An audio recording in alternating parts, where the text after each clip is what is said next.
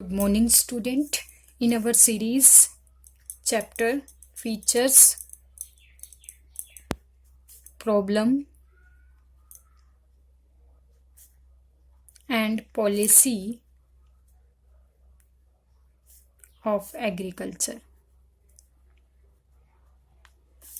Class 12th.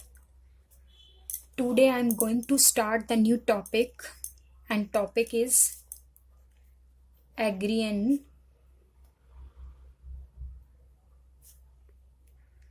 Reform. Agrarian reform classified into three parts. Now, first part is institutional reform. It has classified into three parts: institutional reforms, second is technical reforms, or third is general. Now I am telling you institutional reforms only. Now the first point is abolish of intermediate. Now the first point is abolition of intermediate. What do you mean by abolish? Abolish means खत्म करना, and करना, intermediate को remove करना. तो intermediate means zamindari system.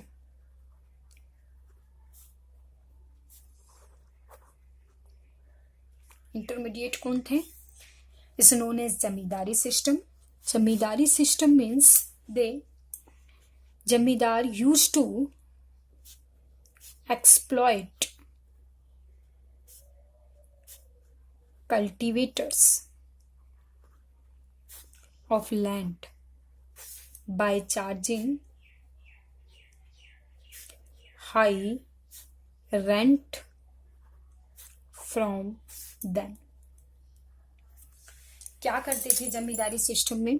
Zamindari system में वो cultivator से high rate of interest charge करते थे. इट मीन्स वो कल्टीवेटर्स को एक्सप्लॉइट कर रहे थे. सो एबोलिशमेंट इज नेसेसरी. कैसा हो गया था एबोलिशमेंट? नेसेसरी हो गया था. And legislation is pass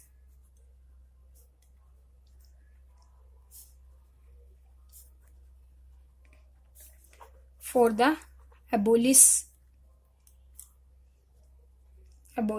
of zamindari system. क्या किया गया? एबोलिशमेंट नेसेसरी हो गया था. इसके लिए एक लेजिस्लेशन पास किया गया ताकि इस जमींदारी सिस्टम को क्या किया जा सके? एबोलिश किया जा सके, रिमूव किया जा सके by different sector in the country. कहाँ से?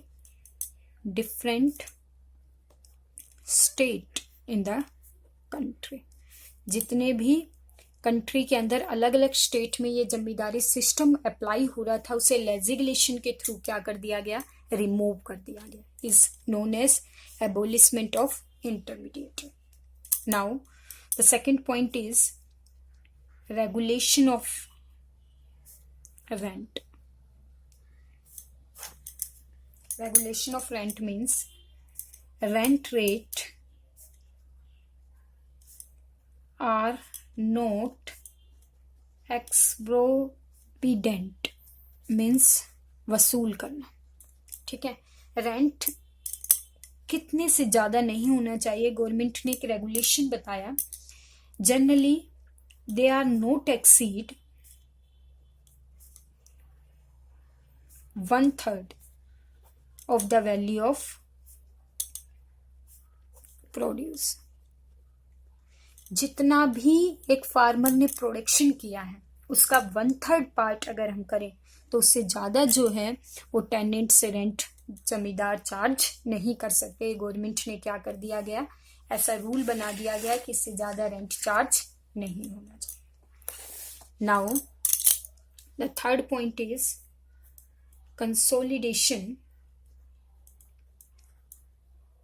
Of holding.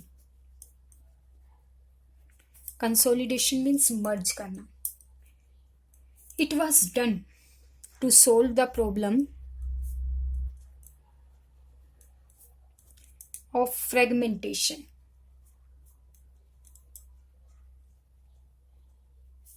of holding in the country. ये जो कंसोलिडेशन सिस्टम अप्लाई किया गया, ये किसको सोल्व करने के लिए किया गया? फ्रेगमेंटेशन, जो बिखरी हुई हमारी लैंड थी उसको कंसोलिडेट करने के लिए हमने कंसोलिडेशन सिस्टम कर दिया गया, मर्ज करने के लिए सिस्टम अप्लाई किया गया. कंसोलिडेशन मीन्स कह सकते हैं allotting equivalent land in one compact block. ठीक है, एक कंपैक्ट ब्लॉक के अंदर एक लैंड अलॉट कर दी गई. इससे क्या हुआ? It reducing the cost of cultivation. इसने कहीं ना कहीं जो फ्रेगमेंटेशन में कॉस्ट आ रही थी, कंसोलिडेशन ने कहीं ना कहीं हमारी कॉस्ट को क्या कर दिया गया?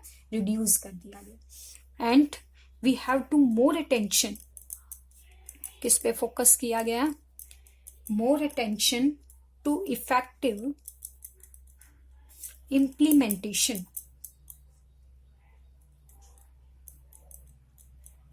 Of land reform measures in the near future. साथ साथ फ्यूचर में भी लैंड रिफॉर्म के लिए क्या किए गए? डिफरेंट मेजर कर दिए गए. ये पॉलिसी एडॉप्ट की गई ताकि क्या किया जा सके? ज़्यादा से ज़्यादा कल्टीवेशन हो सके फ्यूचर के अंदर. Now the next point is ceiling of land holding. Sealing of land holding.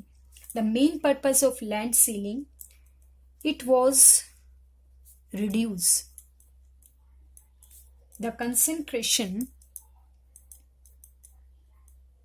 of ownership of land holding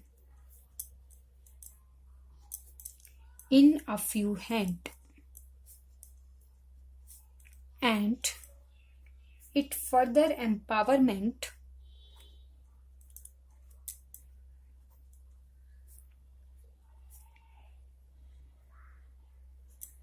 government to acquire surplus land. देखो, इसका मेन फोकस किया गया कि जो ओनरशिप कुछ हैंड में रह गई थी लैंड की, उसको रिड्यूस कर दिया गया इस सेलिंग की, ताकि कुछ लोगों के हाथ में वो लैंड न रह जाए. इस सिस्टम को क्या कर दिया गया? ओनरशिप को रिड्यूस कर दिया गया और गवर्नमेंट ने एक्वायर कर लिया जो सरप्लस लैंड थी from the such owner and allot to small land holder and landless labour. उनके हाथों से उन लैंड को लेकर गवर्नमेंट ने एक पॉलिसी अडॉप्ट की कि इनके ओनर को सेलेक्ट किया उन्होंने, जिनके पास स्मॉल लैंड होल्डिंग थी या जिनके पास लैंड नहीं थी, उनको वो लैंड क्या कर दी गई? अलॉट कर दी गई. ये मेन पर्पस था ceiling of land holding. Now the last point is corporative farming. Cooperative farming, it is encouraged to enhance bargaining power